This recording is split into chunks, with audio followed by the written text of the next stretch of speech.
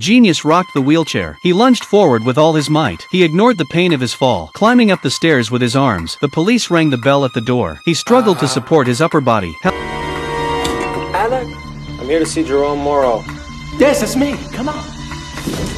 Genius struggled to climb into his chair, fixes his tie, and pulling his senseless legs up. Then he took out his handkerchief and wiped off his sweaty head. Having done all this, the police came in. Just now, as a police officer, the brother began to suspect. The brother had borrowed the identity of a genius. In order to test his suspicions, he asked the hero's girlfriend to lead the way, to take him to his place. You don't know who he is, do you, Irene? The boyfriend rushed to call the genius, and that's how the scene just happened. The brother saw the genius's face, a little disappointed. Did he guess wrong? Genius continued to pretend to be a couple with the girl frankly.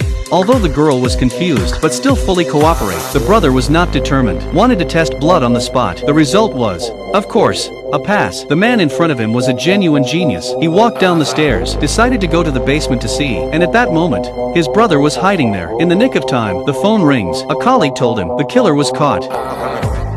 The man was relieved. After his brother left, girlfriend also finally understood. Boyfriend has been lying to himself. She had always thought that he is a perfect genius, but the real genius is sitting in a wheelchair right now, and the brilliant astronaut turned out to be a genetically defective person. The girlfriend couldn't accept it for a while, turned around and left. The guy catches up with her. I don't even know who you are. I'm the same person I was yesterday.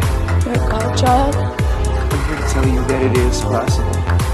On the other hand, the murder case has also progressed. The real murderer has confessed. It was the director himself. It turns out that he can't stand to see. He could not see the takeoff, so he brutally killed his opposing colleagues. And the irony is, he has no trace of violence in his genes. The murder is finally over, but there was still a score to settle between the brothers. The older brother took it upon himself to find the younger. After all these years, the brother still feels brother's genes do not deserve to be here. This is his stolen life. The brothers had a big fight. They decided to do what they did when they were kids. They decided to swim to win or lose. They went to the beach again. In the darkness, they fought their way to the depths of the sea. And this time, the brother lost again. He asked, puzzled. How have you done any of this?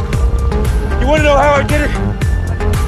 I never saved anything for the swim back. The next day was the day the hero took off, the day he left Earth. He arrives at NASA in high spirits, but he didn't realize there was a urine test. The hero was helpless. This time he had no way to escape. He smiled at the doctor in despair, and on the screen, also showed his true identity. He is a genetically defective person, but the doctor was not surprised. He just said calmly, Future reference?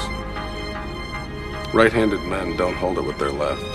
and the doctor gave him a pass. Only then did the man understand. So the doctor from the beginning, he knew his true identity, but has not said it, because the hero is carrying the dream of all imperfect people. At the end of the story, the hero with a strand of genius hair, he flies into the unknown space. He borrowed an identity, but achieved an almost impossible dream. Although the whole story is full of all kinds of fake identity schemes, but after reading it, the biggest feeling is, after all, people still need to fight the strength of all.